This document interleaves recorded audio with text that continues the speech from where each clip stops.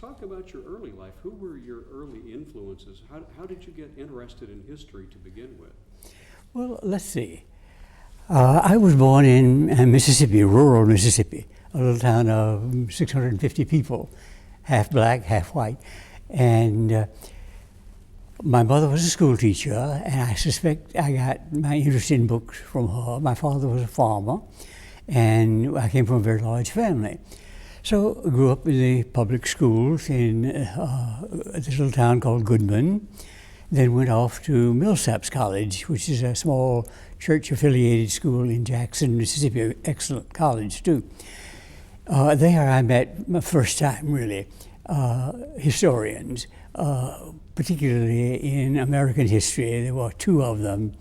There was Ross Moore, who was the chairman of the department, and particularly Vernon Wharton, who was doing pioneering work in the Reconstruction era. And he got me and many others, as a matter of fact, excited about history, how the South came to be what it was.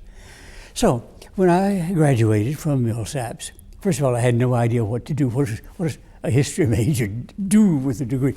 But others were going into law school, some were going to medical school. I couldn't afford either of them. And then I heard of some of my colleagues who were going to graduate school. I didn't know what graduate school was. But when they told me they were going to graduate school on a fellowship, the idea that somebody was going to pay you to go to school, this was one of the most remarkable things I'd ever heard of. So I applied at several places, was accepted by a good many of them, but particularly the University of Illinois in Champaign-Urbana, which was right on the Illinois Central Railroad where I lived, from Mississippi straight line. So even I couldn't get lost. I came up expecting to work on Mississippi during Reconstruction. When I got there, I found that the man that I really liked, wanted to work with, was working on his Lincoln biography. He was James G. Randall, and who was the greatest of all Lincoln scholars, and remains that. He's unfortunately dead, but his books stand up after all these years. So I got started with him, began getting interested in Lincoln. Turned out that he needed a research assistant. He hired me, and I became, in effect, a member of that family for the next 4 or 5 years. I mean, literally, they adopted me. I was there for, poor things, I hate to think of it, how many meals I had with them. Every time they'd go out to the movies, they would take me with them. There were little trips we would all go together. It really was like a family. And I grew not merely fond of them, but fond of Lincoln and Lincoln studies too. And I learned a great deal from working with him. This is probably the best way for a historian to be trained, not so much in classes, but I sat at Professor Randall's side day after day after day as he was working, brought him books from the library, looked up things for him, and a good deal of the time simply sat at the typewriter and typed as he dictated. So that, again, I became so engrossed in all of this that when the time came for me to do a dissertation, I didn't have anything to write about, but he came over to my apartment and said, you know, I think you could think about doing a biography of William Herndon, Lincoln's law partner. Nobody's ever done one, and Herndon's papers have just become available, and you might find it interesting. And I thought, well, why not? And so I did. That became my dissertation and my first book, Lincoln's Herndon. And from that time on, I guess you could say I was trapped. So that's how I got started. Well, you sure did. Well, and the thing was, studying in Illinois, you had access to all the primary documents. Exactly right. Talk to me about the importance of that, to be able to actually go in and read the court decisions and read the letters, and it's fascinating. It was wonderful. I spent most summers during that period in and around Springfield, which is a kind of second home for me still, since I know it so well. And among many other things, I went out to the county courthouses. In those days, the county records were still mostly housed in dusty basements in those courthouses. I'm sure it's better than that now. But in those days, you'd go down with your work clothes on and shuffle through papers, and you find a Lincoln document. Is that exciting? Alas, In many cases, scavengers had been there before me and had stolen them, but there were still a lot of things. And to be able to follow Lincoln's law practice, what he did on a day-by-day basis, the cases he had, how he pleaded them, and so on. And then as things proceeded, somebody, I don't know who it was, uncovered a stenographic transcript of the arguments in one of Lincoln's famous cases. And they gave me a copy of it, and here for the first time you could see Lincoln in the courtroom himself, what he said, what was replied to him, what questions did he ask, how did he behave with witnesses, and so on. And I became absolutely fascinated by all of this. And this became a big part of my Lincoln's Herndon, because Lincoln and Herndon were lawyers and practiced together. While there, I also had the great fortune to meet and to talk at length with Herndon's surviving daughter. She was a wonderful lady, Molly Herndon Ralston, I think her name was. And she would sit in the swing in my rental apartment, and I'd sit in a chair and rock, and we'd sit there for hours chatting about what her father did and where he went and how he looked and how Lincoln, she remembered Lincoln, how Lincoln looked and what they talked about. And it was a grand, I felt I was sort of in the 1860s myself. And it was perfectly lovely.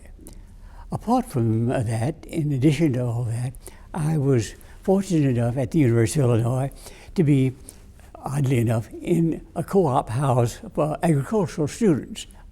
I don't know why I wasn't an agricultural student. Anyway, many of the boys were much younger than I was, but we had bicycles. And Illinois is still, I think, the great bicycle country because it's so flat. And we would go out in the mornings, weekends, and run out to Decatur, for example, not even thinking anything about it, and maybe have lunch and bicycle back again. So we got to see a lot of the countryside and the small towns. And of course, especially out of Springfield, New Salem, which is a marvelous place to go. So this has made Illinois, in effect, a sort of second home for me. It's also got in my blood. It's hard to escape from Illinois. Well, it's funny. My wife is actually from Athens, and would jump on her bicycle and would ride over to New Salem. That was what, yes, 5 or 6 miles to Petersburg. And that's right. So, you thought nothing of it because it's so flat, and you just go and go and go. When you're young, of course, it's easy to do. I want to ask about, the first Pulitzer Prize was for the book on Charles Sumner. Right. Now, most people don't, including myself, we don't know much more about him than the fact that he was the guy who suffered that terrible beating in the Senate for his anti-slavery views, but a fascinating character. He was indeed. After I finished my Herndon book, I wasn't sure what to do next. I knew I wanted to combine two interests. One was in the Civil War period, where I'd already written something, and the other was in American intellectual history. And when you look around, you try to find who is there in American political life of that period who's also an intellectual and a writer. And there are not very many of them. And Charles Sumner emerges as the one who really deserved such treatment and had not received it. He was indeed a man of letters. He published his works in 15 collected volumes, I'll have you know. But he was well known as a writer, as an orator. He's one of the great orators of his time, well known abroad as well as in this country. He had many, many ties in Great Britain, also France. And so I thought this would be a good way of learning more about the period and about intellectual history. Now, it turned out that his papers were at Harvard. I wasn't at Harvard at that time, but they were available there, and I spent many summers there going through them. Now they're on microfilm, and I think on the internet, so you can do it in your library. But at that time, you spent every waking hour in the Houghton Library at Harvard. And so out of that then came my Sumner book. It was supposed to be a single large volume. I got halfway through, brought it up to the outbreak of the Civil War, at which time I was invited to go abroad as a Harmsworth, as a Fulbright lecturer.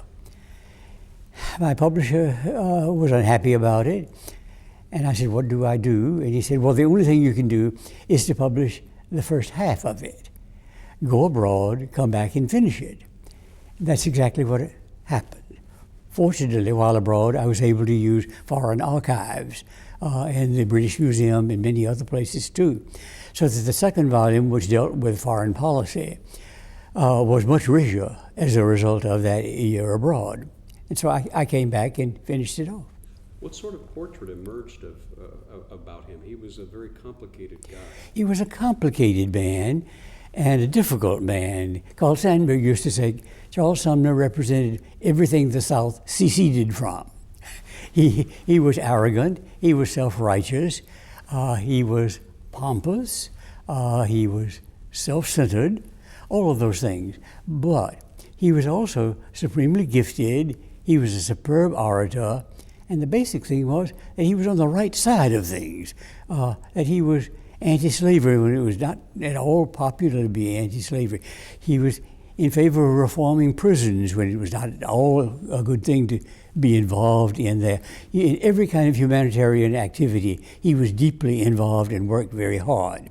So that emerges that contradictory sort of figure of the philanthropist who at the same time is not personally a very likable person. I don't think that's an unusual combination, but it makes some difficulties for a biographer. No doubt about that.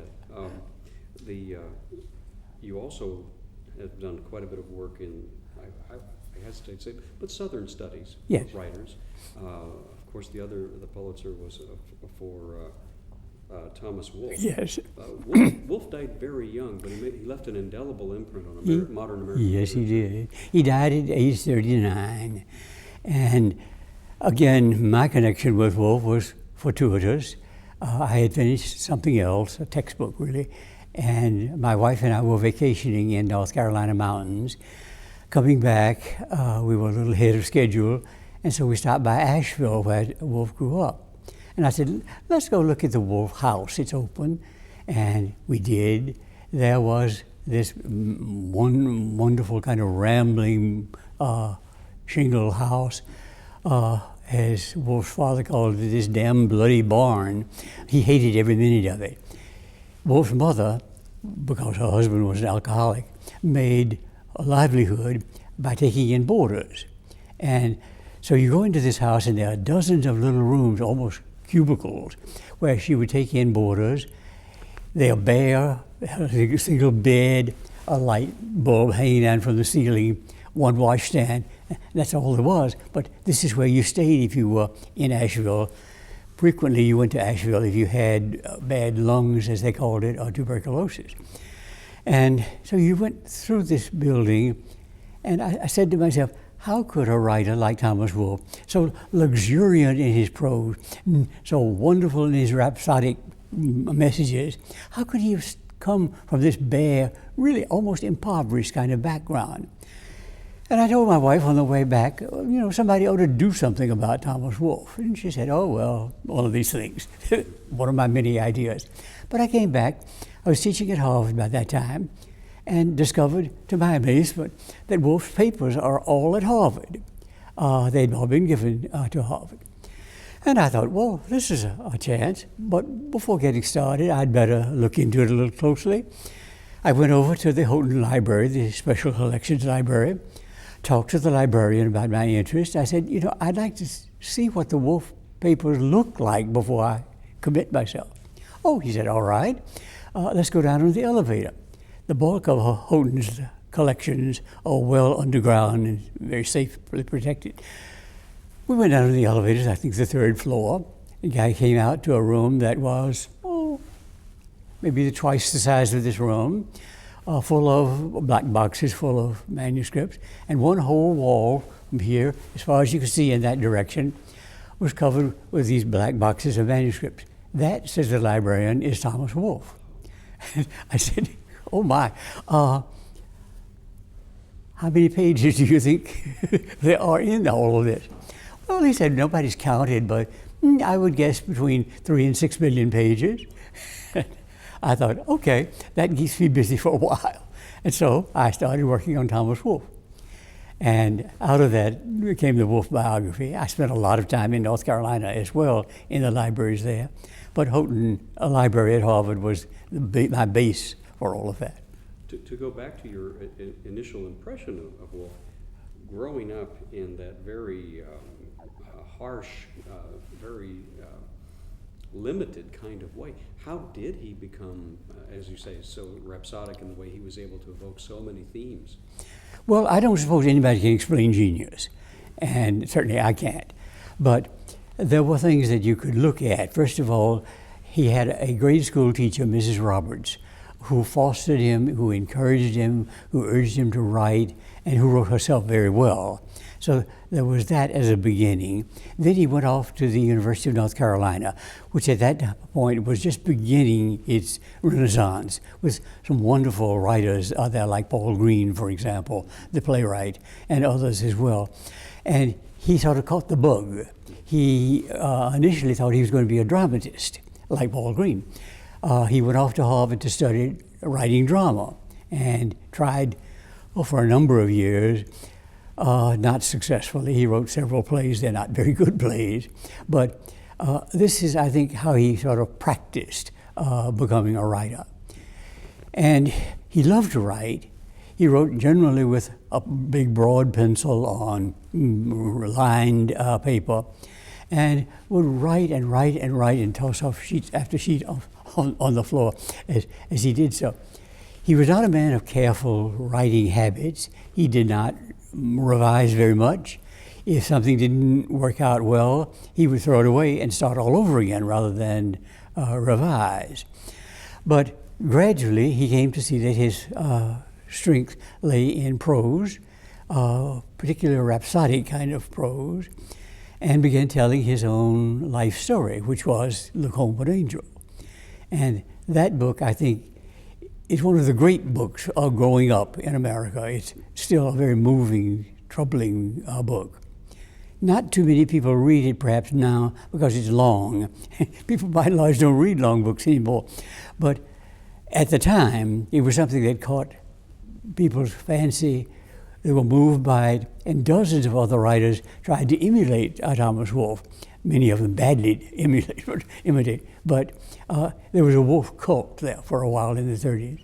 Well, and he caught on with so many people like Kerouac. Exactly right. And again, they didn't do it as well as Wolfe, but on the other hand, they didn't have an editor like Maxwell Perkins to help carve things out for them.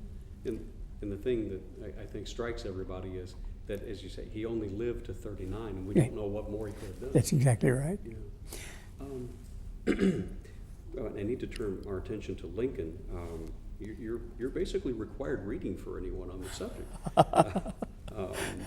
And you've covered him from a lot of different directions, from his home life, from his advisors. Approaching Lincoln is very dangerous in a lot of ways because he's been covered so well by so many. How do you come to the task?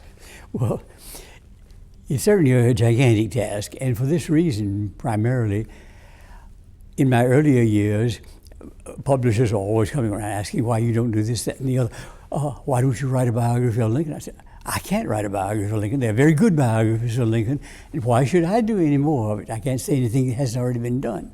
And I put this off then for, 2 or 3 decades, actually. And good books had come out in the meanwhile, including my Professor Randall's 4 volumes, Lincoln the President, which are still great books. But there came a point, I'm going to be very egotistical about this, when I won my second Pulitzer Prize, I said to myself, there seem to be some people who think I do this fairly well. And so maybe I ought to try to do something about Lincoln. And my wife said, well, if you're ever going to do it, you better do it now because you're not getting any younger. So, all right, I said, I'll set to. And at that, I decided that I would do all of Lincoln. I would not try to do Lincoln and Lincoln in and so forth and so on. Just everything that I could find about Lincoln, I was going to do the whole story. And a second, that I was not going to do a kind of biographical study of me and Lincoln. I tried to keep myself out of this. It's a story that Lincoln is told in his own words with minimal kind of commentary on my part. I tried not to say, oh, and wasn't that clever, or wasn't that a stupid thing to do, but let the reader do this himself. And so it turned out to be that kind of book. In a curious sense, it's an objective book, that it lets the leading figure tell his own story. And it seems to have worked very well. Well, and part of that comes back from the richness and the size of the written record. Yes. You talked about the court cases. You talked about the voluminous correspondence that Yes. was carried out. I'm curious, how early do we start to see a written record of Lincoln in his own words? Probably in the early 1830s. Before that time, there are a few little scraps of things from his Illinois days. There are a couple of pages of a notebook, and I always like the inscription that he put in the front of one of them. Abraham Lincoln, his hand and pen, he will be good, but God knows when. This was probably when he's 8 years old or something like that. So he was writing really all the time. But serious writing begins, I think, when he was in New Salem in the 1830s. And from that time out, we have really very full written records. Full in a certain sense. We do not have a Lincoln diary, for example. It would be lovely if you had Lincoln reflecting on the state of the world, or maybe even the state of his marriage. He didn't do things. He was not that kind of introspective man. But these are wonderful, wonderful letters and documents, even from an early age. You can pick them up and almost immediately tell, this is Lincoln.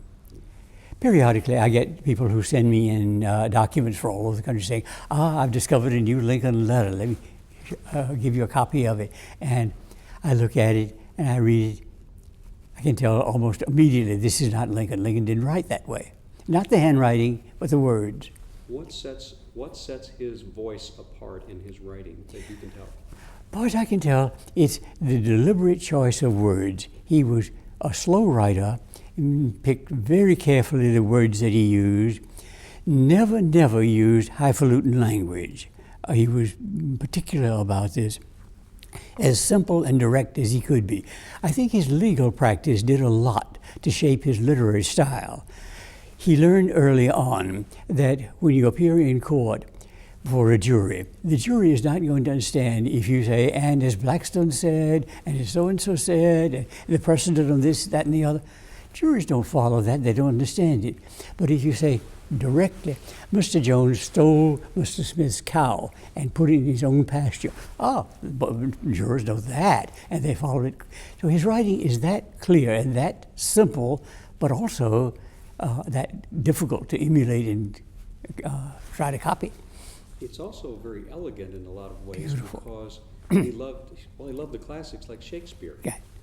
And there are echoes there of Shakespeare, though he rarely quotes per se, but he will pick up a phrase here, there. Lincoln loved Shakespeare, especially in Washington, where he was able for the first time to see the plays, and he went just as often as he could. And it was a thorough form of relaxation for him, but he also learned a great deal as he watched the Shakespeare stories emerge. Especially he liked the histories, though Macbeth was also one of his favorites. There's a common misconception that speeches like the Gettysburg Address and such were rattled off on the back of something. In talking with one of the other laureates, Gary Wills, Yes. a couple of years ago, as you say, these things were very carefully crafted Exactly. and practiced. He practiced them over and over with Right. people around the White House and the staff. That's right. And he would draft and redraft numbers of times until he got it exactly right. And I think you could not change a word in the Gettysburg Address without harming it. And Lincoln knew that this was the way to write. He kept straightforward to it. So that, and perhaps his second inaugural, are the two real literary gems in the Lincoln canon. Well, it occurs to me as we go back and read these are, as you say, these are gems of the American voice. Mm-hmm. This is as we look back, this is really what gives voice to what we like to think about is America.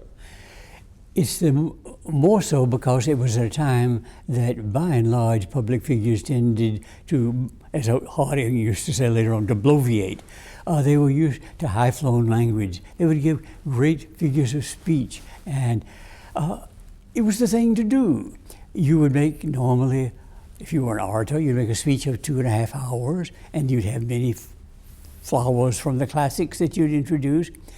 And believe it or not, people stood most of the time and listened to those things for as much as 2 hours. Lincoln never really did that. He was simple and direct and usually very short, so that you get right to the heart of matter, always in colloquial language. Now, Charles Sumner thought this was disgraceful.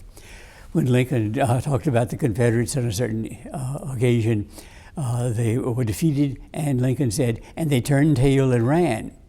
Sumner said, you can't say things like that. That's not proper for a statesman to say. But Lincoln kept it in anyway.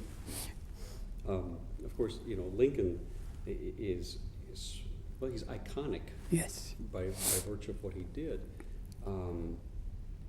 But I read from some of the things you said that you described Lincoln as a passive person, someone who talked about how events managed him as opposed to his influencing them, and that's not the way we were brought up to think about Lincoln.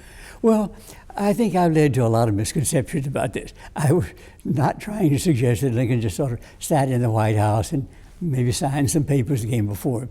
Lincoln was a very active president in that he did many things. He took charge of the armies and the economic life and working with Congress and so on.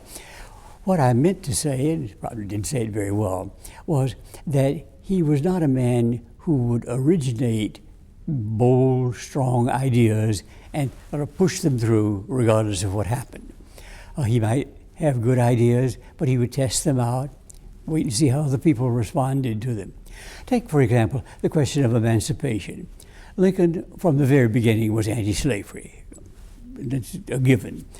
During his debates with Douglas, he made it clear that he was opposed to slavery. He thought that it was a sin as well as a terrible wrong. He would like very much to have slavery contained. He thought for a while maybe you could send this freedmen back to Africa, or some of them, to colonize, but he got disabused of that idea. And gradually he found himself, in a sense, sort of worked into the idea that emancipation is a military necessity. But if he had announced this in 1861, the Union would have been permanently divided. Kentucky, Virginia, Missouri would all have gone wholeheartedly with the South, and much of the North would not have been in favor of that. So he had firm ideas, but he knew the limits of what could be done. And so, in effect, he had these ideas, lay in waiting until the times moved toward him.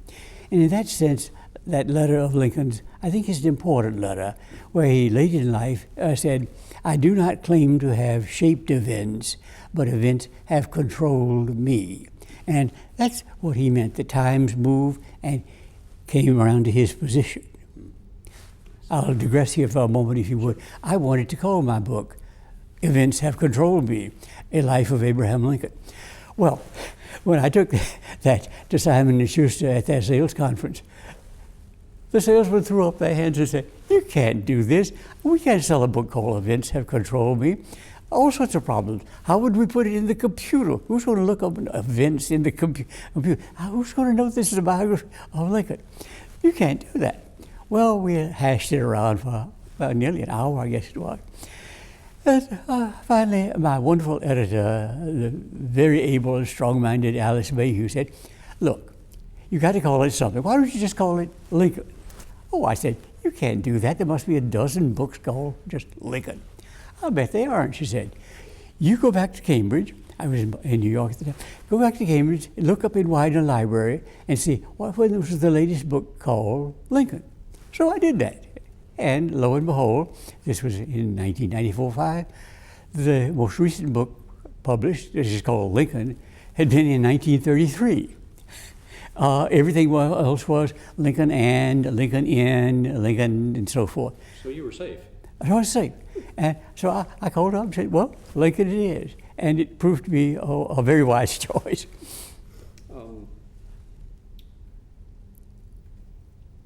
Just curious, we often think of Lincoln as being very fatalistic and a very melancholy man because of losing his sons and all. And the tragedy of the war moved him very deeply. Yes. When you see the letters to widows and, Right. and children and so on and so forth. Did he ever open up to anyone? Was he very close to anyone? Probably only to Joshua Speed. Joshua Speed and he roomed together when they when he moved to Springfield in 1837, something like that. And they remained close friends the rest of their lives. They were young men on the make, so to speak. They were both looking for wives at the same time. And, young men tend to share maybe more than old men. But the letters that Lincoln wrote to Speed are very frank and intimate. Alas, we don't have the reverse of those. They were destroyed. But it is clear that he opened himself to Speed, and later in the White House, Speed often visited, and apparently they talked at some length. For instance, Speed came into the Soldiers' Home, this newly opened house in North Washington, where Lincoln went to escape the summer heats. And Speed was visiting after I came in, found Lincoln reading the Bible. Oh, he said, I see that you are reading a good book. And Lincoln said, well, yes, I do. I read the book. This happens to be the copy that your mother gave me when I visited Kentucky all those years ago, that I read it faithfully. And I think we would all be better people if we could only believe it. Now, that's sort of a double entendre. First of all, the suggestion is that by and large we don't believe it, and second, we don't act on our beliefs, but also that Lincoln said if we did, that we would be better people. Now, this is a kind of opening up that you rarely find in Lincoln. Almost never does he talk about my personal belief or any personal matter really at all. What do we really know about it? I'll give you an example. I'm in Springfield a lot. I cover the legislature, so I get a chance to see some of the places. And so you can go to the First Presbyterian Church and sit in that family's pew. Right. And now I don't know that much about Lincoln, but I thought, my God, think of the man who was here and what he went through, and how did his faith shape his actions as president? Well, one starts with a sort of negative. Lincoln was never a member of any Christian church. He was, as Mrs. Lincoln said, never technically a Christian. He had reservations, as indeed you might well have reservations growing up on the frontier. He didn't believe in hellfire damnation. He was not sure about regeneration and so on. I'm not sure he believed in the virgin birth. There were things that troubled him about the Bible. He thought it was a marvelous book, a book of wisdom, but that the Christian faith didn't appeal to him, especially since this was a time of great camp meetings, of violent emotions and people singing and dancing, and this was not Lincoln's way at all. He kept his emotions very much under control. So then there would be the problem also, especially in a Calvinist church, that to become a full member, you needed to get up before the congregation and confess all your sins. Well, I cannot imagine Abraham Lincoln getting up and say, well, I've done this and I've done that. He just wasn't that kind of man. Now, this doesn't mean that he didn't go to church. He followed the sermons carefully, especially Presbyterian ones, as he did in Washington. He read the Bible quite faithfully. He believed in most of it, but I think rather like Thomas Jefferson, he thought that parts of it were not things that he could or did believe in. And so he didn't affiliate with any church. That doesn't mean he wasn't spiritual, that he wasn't religious. He was. But it does mean that he was, as Mrs. Lincoln said, not technically a Christian. Yeah, I was just thinking about the Jefferson connection there. I was thinking about how Jefferson sort of made up his That's own Bible. right. He crossed out things. Why was Lincoln well, I want to say, I don't want to say really the best person, but how did Lincoln come into his own during the war, and what did he draw upon to do the things he did, to make the kinds of decisions he did, when things were really going poorly? They've been very poorly for a long time. When I was still teaching, I used often to ask my students, where would Lincoln stand in the historical retrospect if he had died in 1863, or if he'd been defeated in 1864? And when you get to thinking about it, well, maybe a little better than John Tyler, Franklin Pierce, still not one of the major presidents. So Lincoln comes into his own really very slowly and gradually. And my great professor, Randall, did a wonderful article called The Unpopular Mr. Lincoln. It's a collection of all the terrible things people said about Lincoln during especially those early years. And then people began to see, well, you know, there's some wisdom there along with that when he tells a funny story or a joke, there's a purpose to it all. When he slowly and gradually makes a change in the military command, he does it carefully, not to alienate the army on the one hand, but on the other hand, to get stronger leadership. And so he comes into his own really quite late. The election of 1864, I think, gave him the necessary boost to push harder than he ever would have before. Now, how it would all have come out had he lived, who knows? There's no way of telling. My guess is that Lincoln's fame would not have been materially improved had he lived, because Reconstruction policies were so impossible that nobody could have handled them. And one would have said, oh, well, he's fallen back into his sloppy old days. But he died at the peak of his career when everything was under control, working just his way. And this causes you to be regarded all over the nation as, this is the savior of the nation who died, as it turned out, Easter time. He was crucified, so to speak, for his nation's good. And this makes him a savior. And this, I think, carried on into the years after. How do you separate that image, that iconic, almost Christ-like image, from the guy he really was? Well, you look at what he was. That's the historian's task. That's the historian's task. And you look at him in other kinds of behavior. And you look at him as he tells funny stories, for example.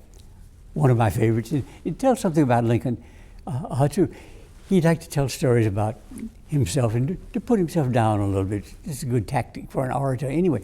But he would tell a story about, you know, when I was a boy growing up in, I guess, Indiana, my father gave me an axe and told me to chop down some trees out there. And so I went out and started chopping down those trees.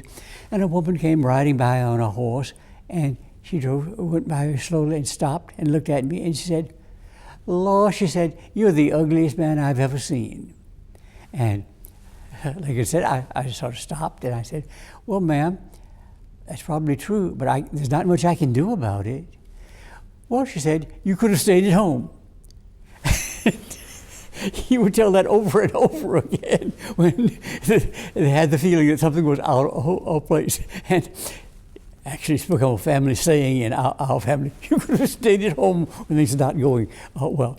Now, when you get that kind of Lincoln, when you get Lincoln in one of the little oval rooms upstairs in the White House, somebody comes in and they hear screams from upstairs, and there is this 6'4" giant on his back on the floor with one little child on this leg and one child on this leg, and Dad pulling his hair on this side, and he's wrestling with 3 or 4 little children, some of his own, some in the neighborhood, and having a grand time of it all.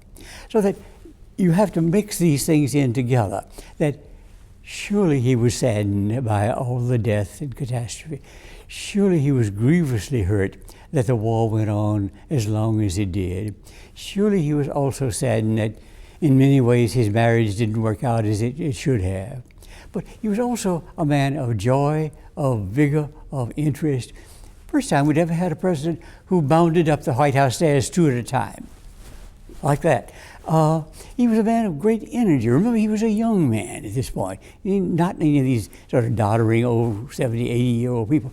He was young, one of the youngest presidents at that time. And he enjoyed life. He enjoyed going out with his young friends and do target practicing. He enjoyed long walks with his sons. He enjoyed going out on the boats on the Potomac to get a little trip. He enjoyed life. At the same time, he realized life is tragic. For you personally, in working with Lincoln's record like this, what has given you the most professional and personal satisfaction having worked with him over the years? Worked on his record? That is really hard to say because there's so many satisfactions one gets. But I think over the years I came increasingly to admire his literary perfection. It would have been so easy to slap together some messages, to write hasty notes, not to write at all. And he was so careful in what he said. He realized that people are going to look at them very closely and understand that these were literary productions as well as communications. And so this, to me, is one of the major secrets of Lincoln's greatness. There's a question I meant to ask you earlier, and I want to get to this as we wrap up.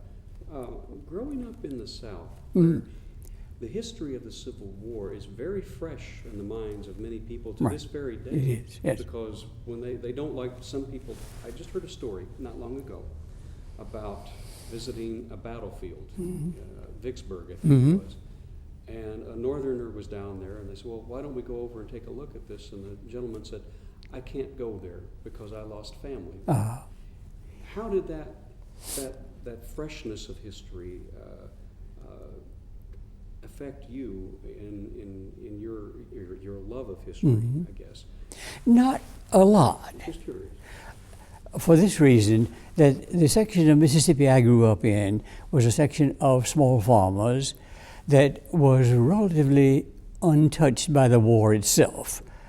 It turns out that I had, I think, one, whatever be great ancestor, who was in the Confederate Army. But other than that, not. On the other hand, my grandfather, maternal grandfather, served in the Union Army. He was from Vermont, of all places. So that the Civil War was not an active concern in our family growing up. And indeed, growing up in the Depression, you didn't really have time to worry about those things. You were worrying about whether the next meal is going to come and whether the bank is going broke this week, this sort of thing. So that this was not something that sort of burdened me. Now, maybe if I'd been in Virginia, maybe if I'd been brought up in South Carolina, these would have been oppressive concerns. And I understand that many of my colleagues from these states do have that kind of personal feeling. But I didn't, and of course I've been away from the South so long. When I go home now, they say, you talk like a Yankee. I'm not sure that's true, but they say what they say anyway. You still sound like a Southerner to me. Well, that had just come up. Someone had just mentioned that to me. I thought, well, it's worth a try. I'll see if it rings any bells. As we conclude, what did you like about teaching? Because I just sitting here with you, I've been fascinated by the way you love to tell the stories, to teach. Well, I think many Southerners are storytellers, and some of the best fiction writers are storytellers, like my dear friend Eudora Welty, whom I miss so much. Eudora could go on with stories day after day after day when she'd visit us and tell them. Southerners like to tell stories. I think of history as a story, and I loved to talk to students, many of whom had always thought of history as dates, treaties, battles, and I want to tell them stories about what was happening and how people felt and how they thought. I love to teach. First of all, as you see, I love to talk myself. But I also like to talk to young people and get them excited about things that I'm interested in. And a surprising number of my students have gone on to become either historians or political scientists, sometimes good lawyers, and they love history, I hope in part, because they got some of it from me. So that teaching is, for me, an act, when it gets grandiose about this, an act of inspiration. it inspires the teacher, but it also can inspire a student. And I'm going to finish on this. Every now and then when I publish something or get some kind of public attention, I am just so delighted that I'll get letters all the way back from students who were in my class in 1948, I'll have you believe, all the way up saying, oh, you used to say things like that when you were in your class, teaching your class at Smith, or when I was in your class, and so forth and so on. And it really warms your heart to know that there are people who still think of you in that way. I'm sure it does. What do you think of being recipient of the Lincoln Award here in Illinois? I think it is a surprise. I'm not sure that I'm worthy at all. I'm honored. I'm gratified. And in a certain sense, it sort of ratifies my close connection and affection for the state of Illinois, which has done so much for me. Very well said. Thank you so much. Well, it's been really fun. Enjoyed this. How nice of you. Thank you. You.